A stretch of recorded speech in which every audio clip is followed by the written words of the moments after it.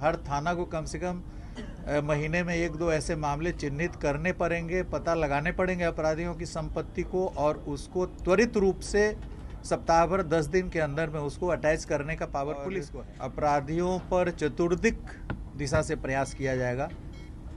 Investigation को प्रभावी किया जाएगा।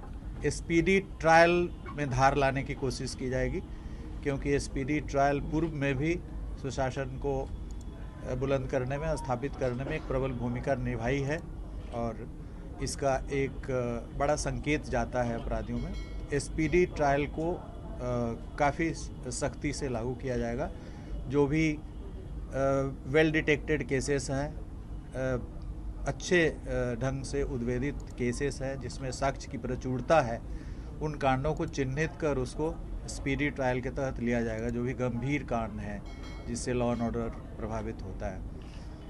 अभी आपने देखा होगा कि बीएनएसएस में अपराधियों के द्वारा अर्जित संपत्ति को जब्त करने के लिए पृथक प्रावधान का समावेश किया गया है। पहले था कि हम लोग एक पोस्ट ऑफिस का काम करते थे और ईडी के यहाँ भेजते थे अटैचमेंट के लिए, लेकिन अब जो बीएनएसएस में संशोधन हुआ है उसमें अलग से प्रावधान किया गया है कि पुलिस के पदाधिकारी जो अपराध से अर्जित संपत्ति है उसको भी अटैच कर सकते हैं।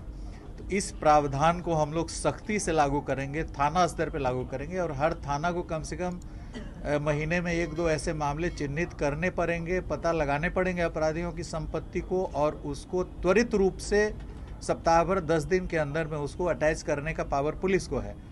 तो उसको हम लोग सख्ती से लागू करेंगे। जो नया प्रावधान आया है अभी बीएनएसएस में, जो पहले हम लोग ईडी के माध्यम से कराते थे, अब पुलिस जो पहले सीआरपीसी की धारा 102 में हमें सख्ती थी, अब बीएनएसएस में उसको और विस्तारित किया गया है और उसमें प्रबलता प्रखरता लाई गई है। उसका हम लोग प्रयोग करेंगे भरपूर ढंग से और उसका तुरंत हम लोग प्रारंभ करा देंगे। इसके बाद जो आर्म्स एक्ट के अंतर्गत, उसके बाद फिर जो एनडीपीएस के अंतर्गत है या लीकर जो हमारा प्रोहिबिशन एक्ट है उसके अंतर्गत जो केसेस दर्ज हो रहे हैं, उससे जो संपत्ति अर्जित कर रहे हैं उसको भी लिया जाएगा इस दायरे में।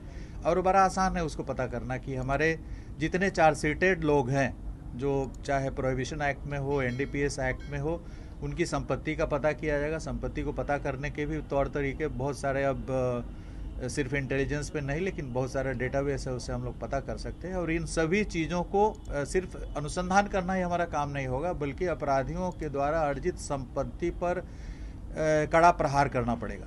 क्योंकि जब संपत्ति अर्जित करेंगे और उस संपत्ति उनकी रहेगी नहीं तो फिर अपराध करेंगे क्यों। इसलिए सबसे बड़ा कारण है कि वो संपत्ति का उपभोग करते हैं, निरंतर रूप से करते हैं, निर्बाध रूप से करते हैं। इसलिए उस पर अंकुश लगाना हमारी प्राथमिकता होगी।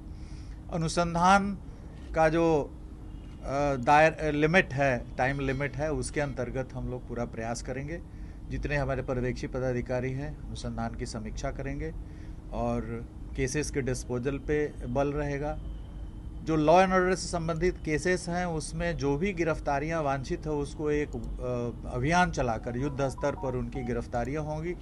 लॉ एंड ऑर्डर से रिलेटेड केसेस को भी हम लोग स्पीडी ट्रायल में लेंगे, क्योंकि शुरू में तो कुछ गिरफ्तारियां हो जाती है लेकिन शेष गिरफ्तारियां काफ़ी लंबे समय तक लंबित रह जाती हैं किसी किसी कांड में। तो उन सभी की समीक्षा की जाएगी और उनमें भी हम लोग स्पीडी ट्रायल वगैरह कराएंगे।